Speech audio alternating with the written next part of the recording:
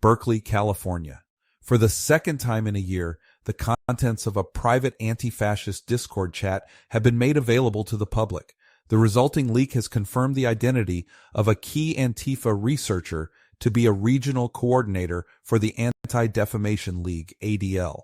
Thanks to the work of pro-white activism groups Patriot Youth and the Appalachian Archive, the Justice Report was able to independently verify the data and identify John Zach Ortiz, regional coordinator for the ADL's Central Pacific branch. According to the leaks, Ortiz is an OSINT researcher and acts as a liaison between the ADL and the international Antifa Black Bloc group, the American Iron Front, AIF.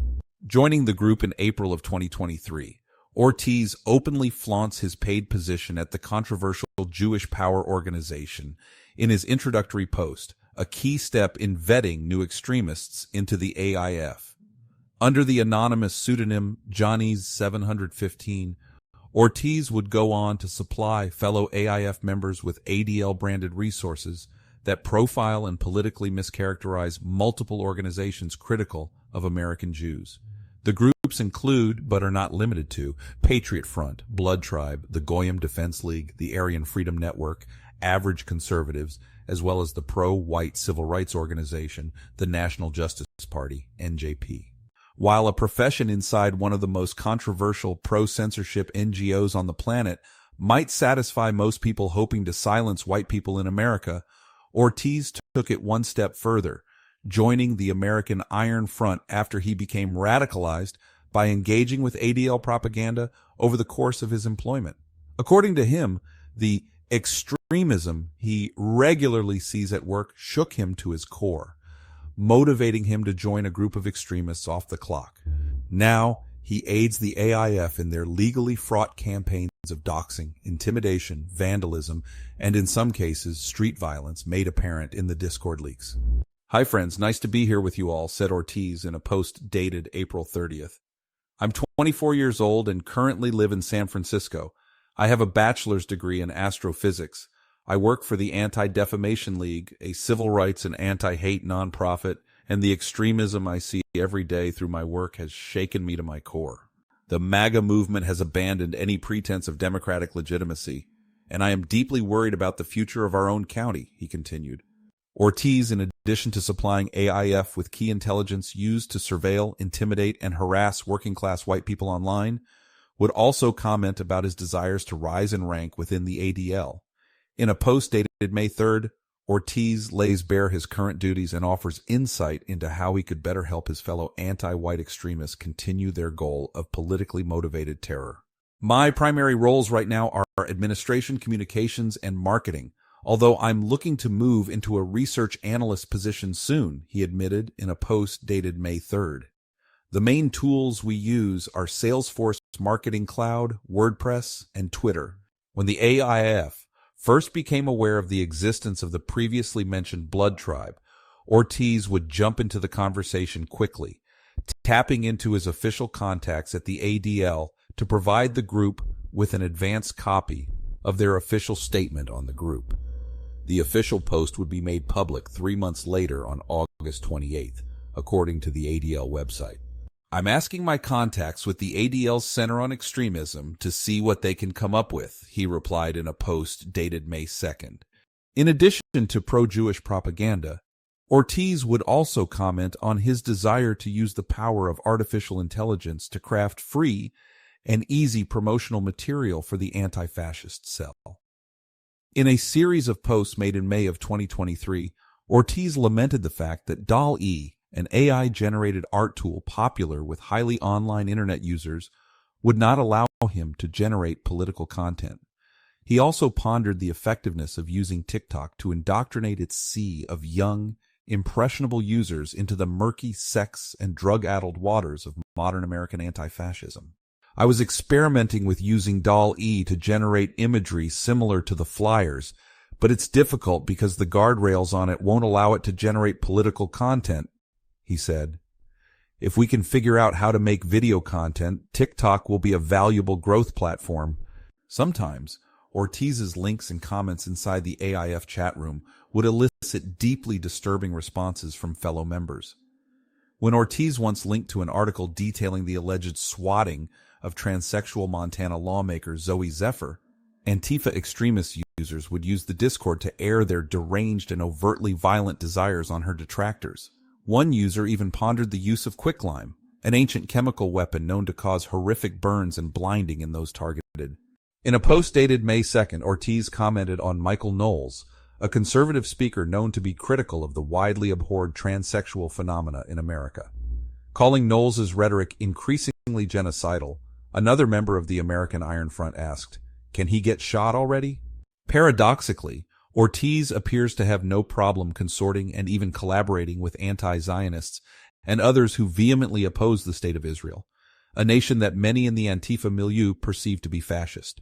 In fact, one of the chat's most prominent moderators is Rochester, New York-based Aitman, a prolific Antifa activist who has a history of utilizing social media to rail against Israeli foreign and domestic policies. Why is this important? According to the IHRA working definition of anti-Semitism, the cornerstone of the ADL's political suppression and intimidation efforts, negative expressions of animus toward the Jewish state of Israel is a trait that could be determined to be anti-Semitic. One is then left questioning what is more important to a man like John Zach Ortiz, his commitment to his employer's mission and stated goals, or his own personal dedication to anti-white extremism and membership inside an Antifa militant group opposed to the ADL in Israel specifically.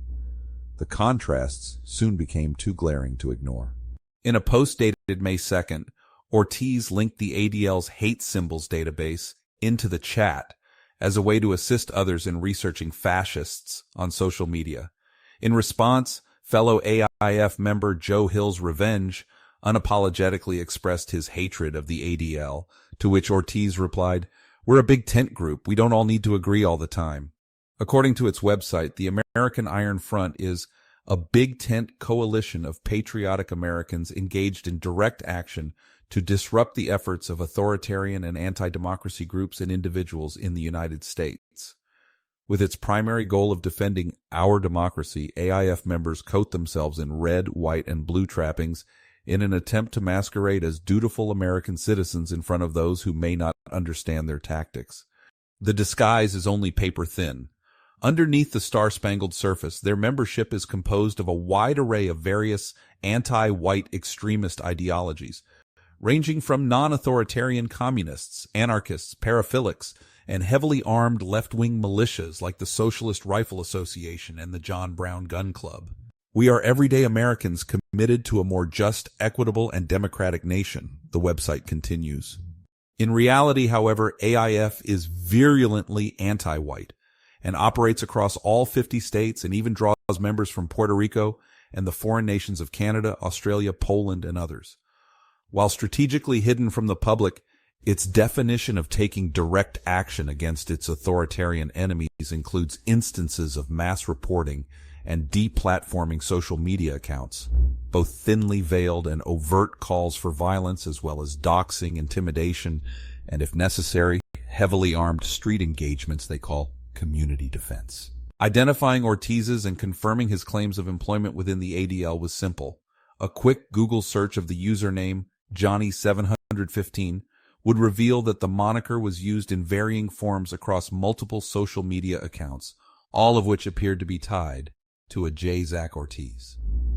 Alongside a Twitter, Instagram, Facebook, and even a Steam account, the Justice Report's team of researchers and independent journalists also uncovered a key piece of evidence, a LinkedIn profile.